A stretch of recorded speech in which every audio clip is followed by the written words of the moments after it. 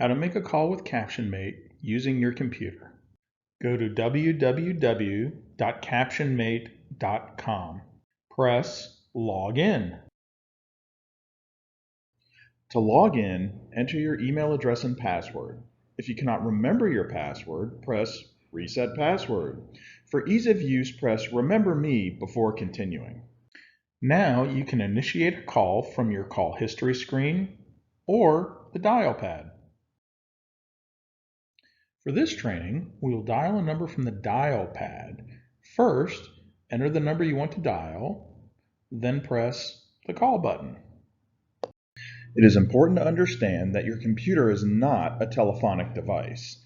So to initiate your call, you must now pick up your landline or desk phone, or even mobile phone, and dial your CaptionMate number shown here. Once your call is connected, the captions will start on your computer screen. To end the call, simply hang up your phone or press the red button on the screen.